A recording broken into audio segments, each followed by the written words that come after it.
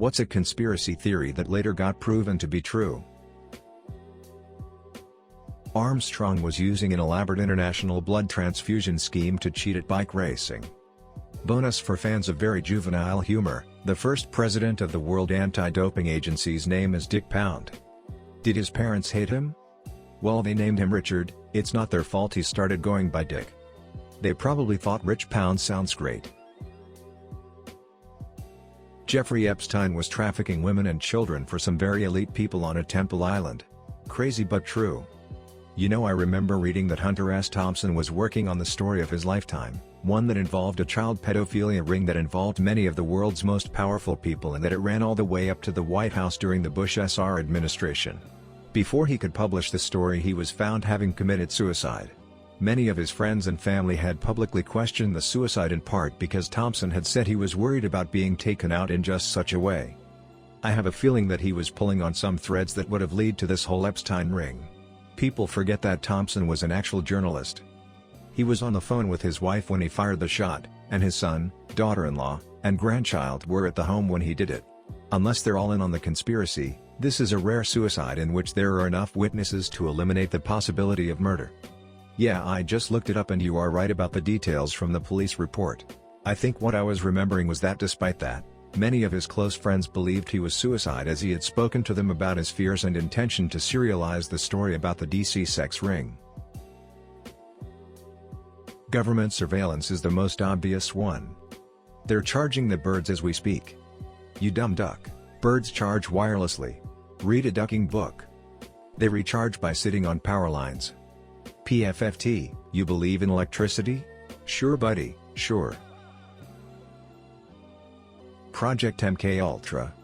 The CIA really was experimenting on unsuspecting citizens to determine the effects of LSD, specifically as relates to mind control. The LSD experiments were only a small part, and calling it mind control kind of obfuscates what they were doing. The point of MKUltra was to understand the psychology and psychiatry of dogma, coercion, and loyalty. They also funded through grants a shocking number of landmark psychological studies. The point of the work was to look at what can make someone a double agent or a loyal operative, analyze which psychological levers encourage or mark that kind of person, and use that to help in an intelligence operation. The FBI really was eavesdropping on Dr. King and Ernest Hemingway, which may have contributed to his suicide.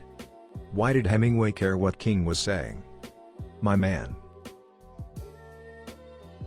Jimmy Savile being a pedophile.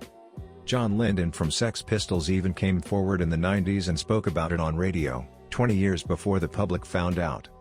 Edit, for those who don't know, he was an insanely popular UK TV and radio presenter and DJ, apparently the first ever to use twin turntables.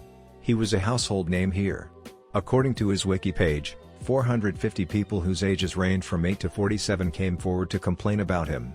Investigations within 28 NHS hospitals confirmed that he sexually assaulted patients aged 5 to 75. Everybody knew, nobody could stop it, many even encouraged it and covered up for him.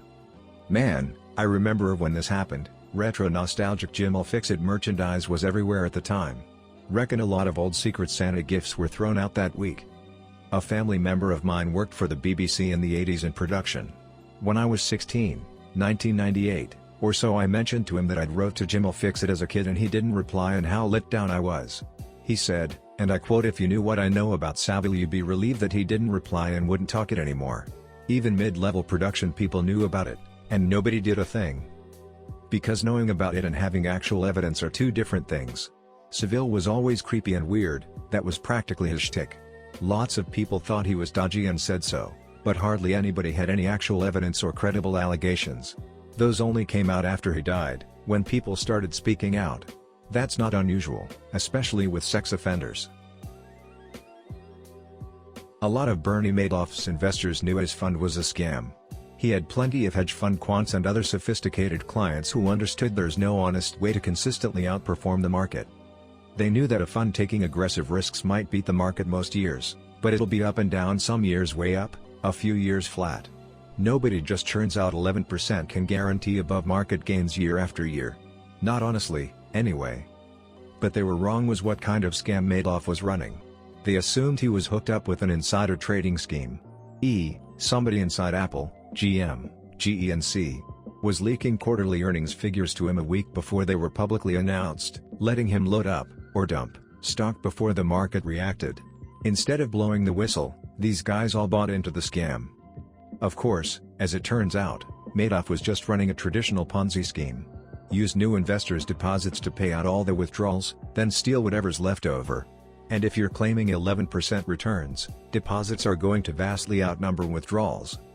I feel bad for his true victims, but a lot of the investors he ripped off could better be described as co-conspirators. Edit: misremembered some details. Madoff was guaranteeing up to 20% returns. Not just outperforming the market, but promising he would. That's considerably different than the high-risk IPO fund that r/Wall Street but seems to love. Legit question: was there a way out for him? Or was he so deep there was no way the whole thing wouldn't collapse? Like if he gradually starts letting go of clients over several years? He couldn't let too many people go because for everyone he let cash out he needed their investment plus 11% for each year they were in. He didn't actually have that 11% growth he claimed, so he'd have to pull from the new investors, but once they cashed out too he'd be out 11% more. The only way to keep going was to dig himself deeper and deeper. When I listened to the Slate podcast Slow Burn about Watergate, they mentioned how to a lot of people, it seemed to be the first vindicated conspiracy theory since it was first reported by tabloids and whatnot. Rosemary Kennedy was shut away from society because of a botched lobotomy. Her family didn't know about it for 20 years. What was her condition in modern terms? Hypoxic ischemic encephalopathy caused by neonatal encephalopathy? Permanent brain damage caused by inadequate oxygen supply to the brain during birth. This is a really good example of r/explain LAKEY 5. She suffered due to complications of lack of oxygen at birth. Rose Kennedy was told to keep her legs closed longer because a doctor wasn't readily available for delivery. Tough to know for sure, but she's described as having seizures and violent mood swings. For all we know, she might have been epileptic with some bipolar disorder. It may not have been that bad even. Violent mood swings and hysteria could have just been code for her being a woman with an opinion and a backbone. Her story makes me incredibly sad. A rival of Thomas Jefferson revealed to the press that Jefferson had had an affair and several children with an enslaved person he owned, Sally Hemings, who was actually his late wife's half-sister. It was adamantly denied by the Jefferson family and historic foundations until recent DNA testing revealed it had been true. Edit: just for further context, their arrangement was made while both Sally and Thomas were in France, where he was serving as American ambassador. At the time, Jefferson was age 44 to 46 while Hemings was age 14 to 16, and while Sally was a free woman while in France, there was certainly personal power dynamics at play. Sally, being only 1/8 African herself and by many accounts was passable, who could have chosen to stay in France, which was in poverty at the time on the edge of the French Revolution, made the decision to return to slavery in America under the stipulation that any children she would have would be freed at age 21.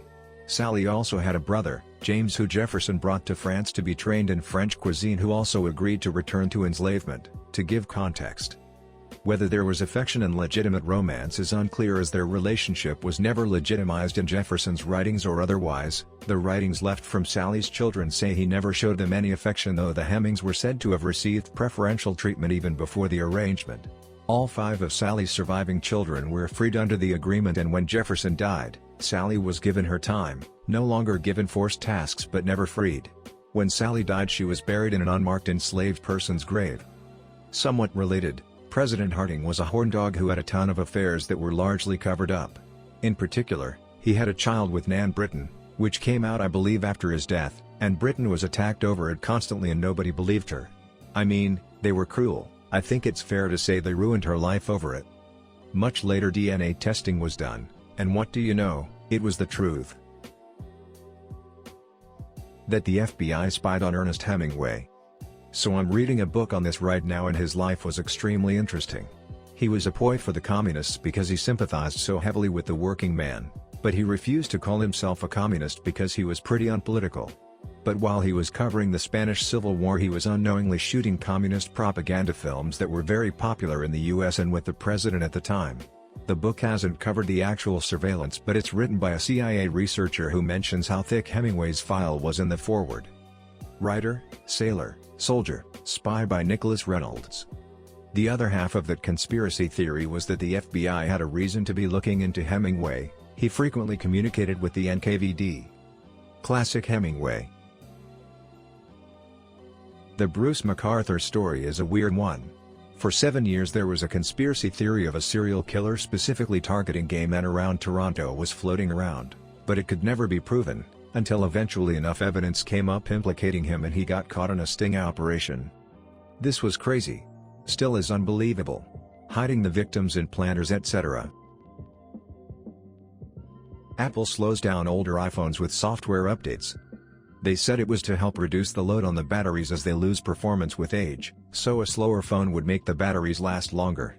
Not sure if legit or just taking advantage of that quirk in batteries and overestimating the benefit of their solution.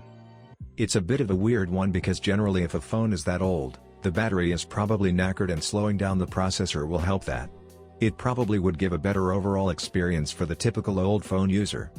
Now the real issue was transparency. If they'd said they were doing it and made an easy opt-out, then everyone would have been fine with it. Either you agree it's a benefit or you can turn it off. I'm not really a big believer they did it to get people to buy new phones. Most people it affected probably weren't buying phones brand new anyway. But I guess we'll never really know. Now the real issue was transparency. That's what the scandal really was. The slowing down of older phones to preserve stability makes sense, but they refused to admit it until it got exposed.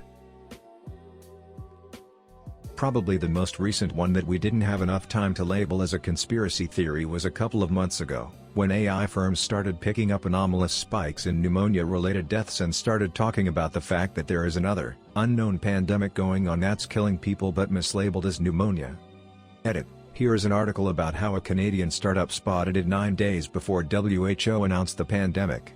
My comment about is mainly conjecture, but I think it is very plausible that Blue Dot is not the only startup research group picked up on the fact that something is going on.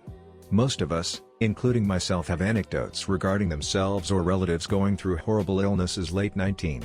There is meaningful trends in retrospect, so there must be trends back then that must have triggered something, any statistical engine analyzing the data, if any. That the government was monitoring our phones.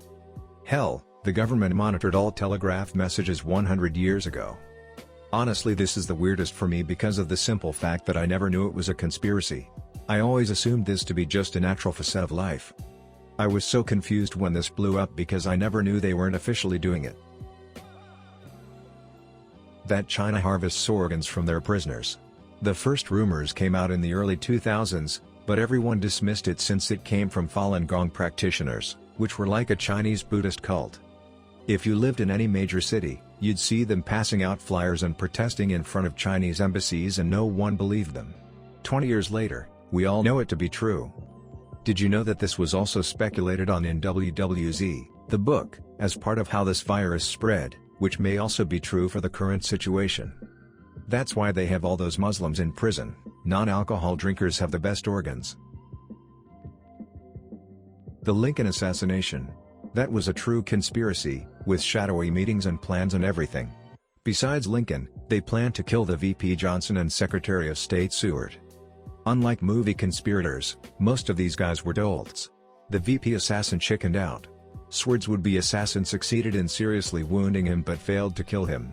JWB succeeded but was caught and killed a couple weeks later. They were all rounded up, and in the heat of the times were executed. Even Mary Surratt, who owned the boarding house where they met, was hanged. The doctor who set Booth's leg, broken during the escape, got 20 years in prison. People don't think of it as a classic conspiracy, because there wasn't a government or state-sponsored hand behind it. Try as they might, the feds could never find any proof that the Confederate leadership had anything to do with it. But it was a conspiracy nonetheless. There is an odd stray thread in this conspiracy that implicates Booth with Andrew Johnson. Booth visited where Johnson was staying before the murder and left a note asking to see him. It's unresolved of why he did this or if he did ever speak with Johnson prior. There's also not a good explanation. Booth had no reason to see Johnson. Another conspirator was supposed to kill Johnson, not Booth. Booth was going to attack Lincoln as he was famous enough to get access to the president and Ford's Theater. It may seem unthinkable now, but just a few decades ago the idea that the Catholic Church was knowingly harboring pedophiles among its ranks, and would move those child molesters to different locations with fresh victims when the people at their current location became suspicious, was thought to be a conspiracy theory only believed by total tinfoil hat nutcases. Shame it turned out to be horribly true. And the Catholic Church still hasn't cleaned up their act. If the choir boys are in less danger now, it's not because the church has cracked down on the predators, it's because normal people now know not to leave their kid alone with Father McFeely. Sinead O'Connor was right all along. That the FBI was heavily involved in drug distribution to lower-income predominantly black neighborhoods a few decades back. Edit: CIA, not FBI. 30 years ago my aunt and uncle, educated scientists, told me that Harvard and the other Ivy Leagues had a secret quota they used to keep Asians limited. I stupidly thought this was crazy because I was repeatedly told affirmative action can only help you, not hurt you. And here we are. I've heard that calculations show that if affirmative action rules are lifted, whites would massively drop from universities because South Asian and East Asian students would increase. This is what happened in the Univ California system in the late 90s when they removed race as a qualifier and went to wealth. The school was filled with smart kids from poor backgrounds who were Asian in one semester. That we've had a female president before. There was a theory that Roosevelt was ill and bedridden for the latter part of his second term in office and that his wife was secretly running the show, making most of the decisions. Turns out it was true. Many people who were part of Roosevelt's staff at the time admitted it years later. Look into the last few months of President Wilson's life. He was a vegetable, and his doctor and wife were gatekeeping, and making decisions in his name. Were the doctor and wife having an affair? I'm seeing a movie. No one gonna bring up Operation Sea Spray? The Navy was testing bacterial weaponry in 1950 on San Francisco. They released pathogens off the shore and calculated that there was enough for the whole population to get a dose. Caused a spike in urinary tract infections and a guy died. Concentration camps. There were several reports to Allied governments about them. No one believed it until the US Army started liberating them, at least the scale of it. Well, you'd have to take that information with a grain of salt. St the time. It wasn't the same as the Holocaust erasure type stuff that happens in modern times. So calling it a conspiracy theory would be disingenuous. It wasn't like the governments of the world at the time knew about the camps and were actively deciding to cover up the info, it was more like they weren't sure if they could confirm the info. World War II was very much an information war, both sides were constantly trying to deceive and manipulate each other. So when you get information, are there actually death camps or is it the Nazis' government trying to manipulate you into an attack or an action under the guise on saving innocent people? A lot of the information of the horrors on World War II came from after the fact, both in the European and Pacific sectors. There was a conspiracy that used to go around that a bunch of politicians, business owners, and actors spent 2 weeks in the California woods having orgies and sacrificing children. It was sometime between 1999 and 2001, but Alex Jones, who at the time was new to the reporting world, contacted the BBC and told them he wanted to prove the conspiracy. They sent him a BBC reporter and a camera and they snuck into the supposed camp and captured footage of actors and politicians camping out together and burning child effigies in front of a giant owl statue. After 9/11 though, the shock factor quickly got tossed to the wind. But, it was still proved, still happens, and there's still footage of the cremation of care ceremony at Bohemian Grove.